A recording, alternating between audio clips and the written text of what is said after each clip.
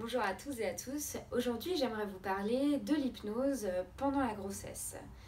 En fait, j'ai constaté que beaucoup de femmes ne savent pas qu'elles peuvent être actrices de leur grossesse et de leur accouchement.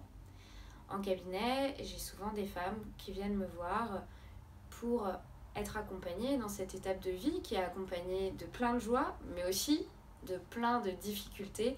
Ça peut être différentes peurs, la peur de ne pas savoir si elles sont en capacité d'accoucher, la peur de déséquilibrer leur vie de famille, la peur aussi de ne pas savoir devenir mère.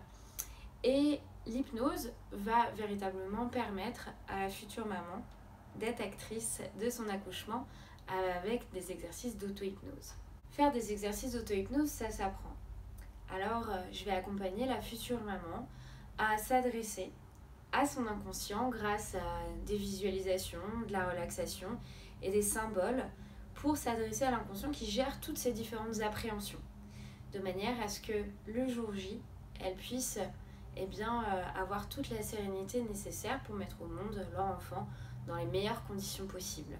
Généralement, je reçois la future maman à partir du 4e mois de grossesse, et ce, une fois par mois jusqu'à la naissance de l'enfant.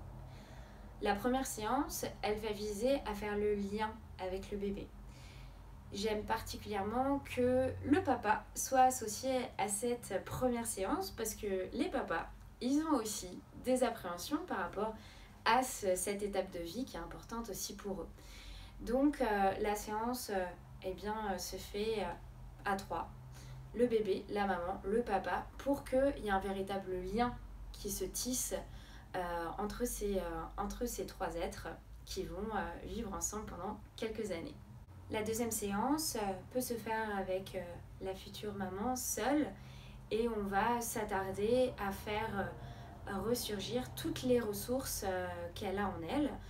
La troisième séance, ça va être plus de la visualisation du futur et la dernière séance, on va aller travailler la gestion de la douleur, comment la contrôler en vue de l'accouchement.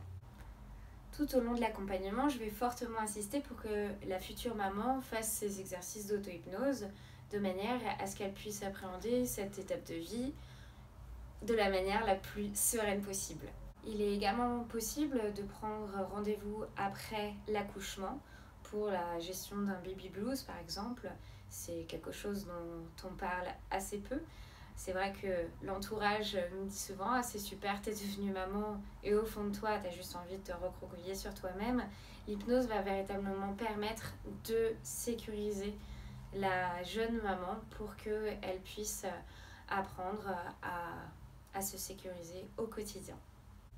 Si cette vidéo vous a plu, je vous invite à la partager au plus grand nombre et je vous remercie de m'avoir écouté. Je vous dis à très bientôt. Au revoir.